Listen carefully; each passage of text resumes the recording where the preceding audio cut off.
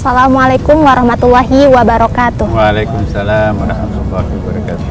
Perkenalkan Prof, nama saya Faidatul Mu'alimah. Saya izin bertanya, seperti yang kita tahu bahwa Allah Subhanahu wa Ta'ala telah menjadikan manusia sebagai sebaik-baik insan ya Prof.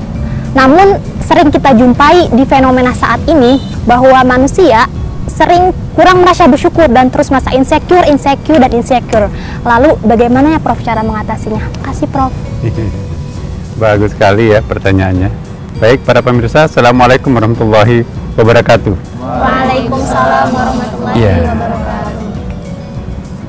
Ada pertanyaan yang sangat menarik dari Ananda kita tadi, Adinda kita ya, bahwa anak-anak milenial ini sekarang ini memang semuanya ada pada dirinya, ada di tangannya.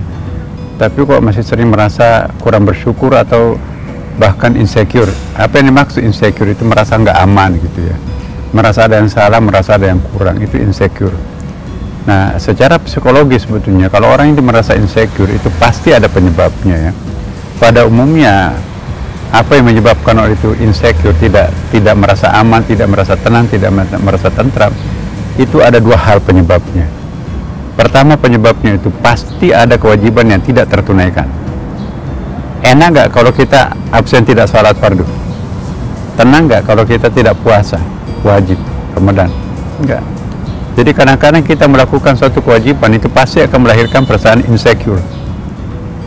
Yang kedua, perasaan insecure itu juga muncul pasti kita pernah melakukan pelanggaran. Ada sesuatu yang haram tapi kita lakukan, itu menambah rasa berdosa. Atau kita pernah berjanji seseorang tapi kita tidak tunaikan, itu menambah rasa bersalah. Jadi rasa bersalah dan rasa berdosa itu membuat kita itu overloaded, kelebihan beban. Nah, kalau ada orang insecure itu dua penyebabnya, tidak jauh dari situ. Mereka tidak melakukan sesuatu yang wajib atau melakukan sesuatu pelanggaran.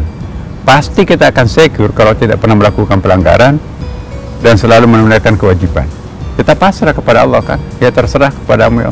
Jangankan takut ya, mati pun juga nggak takut itu. Coba kalau ada rasa bersalah kan.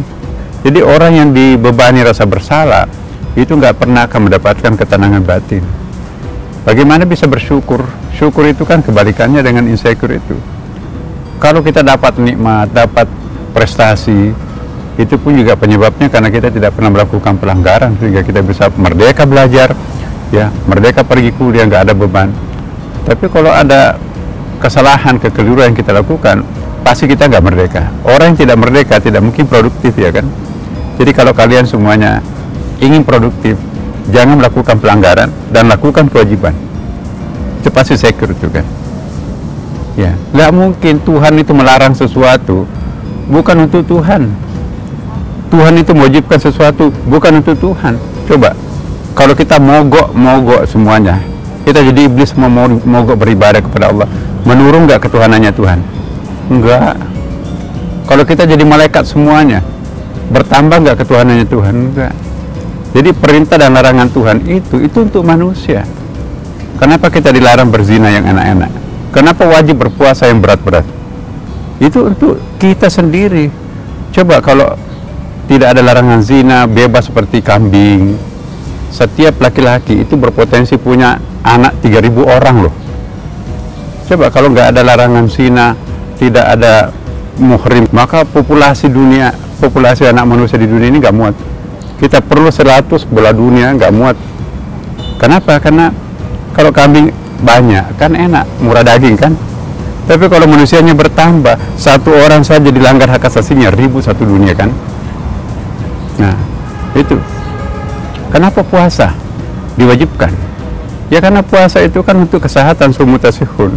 Ingat pemenang hadiah Nobel biologi di Jepang kan. Jadi kalau orang berpuasa ternyata sel-sel itu juga lapar. Karena dia lapar, makan sel-sel yang sudah mati kan. Sel yang sudah mati itu sampah-sampah biologis dalam tubuh itu bisa mendatangkan penyakit.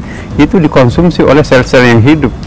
Maka itu rekomendasinya Profesor pemenang hadiah Nobel itu, berpuasalah kalian kalau mau sehat. Coba 14 abad yang lalu Rasulullah mengingatkan kita, sumu tasihun, berpuasalah kalian supaya sehat ya kan. Ya jadi semua perintah Allah itu bukan untuk siapa-siapa, untuk kita sendiri. Nah, kalau ingin hidup secure dan kalau ingin hidup bersyukur, lakukan perintahnya, jauhi larangannya. Enak kan? Tapi kalau kita melanggar aturan, tidak melakukan kewajiban, waduh, double burden. Beban rasa bersalahnya muncul, beban rasa berdosanya muncul. Susah itu.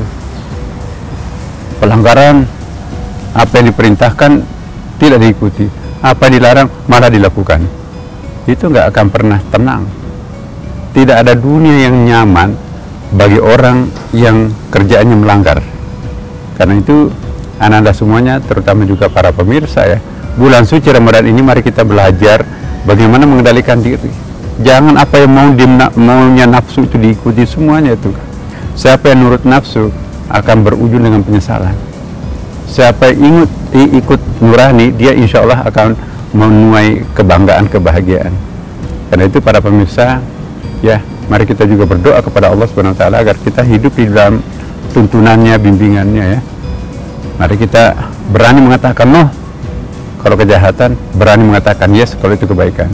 Demikian, wassalamualaikum warahmatullahi wabarakatuh.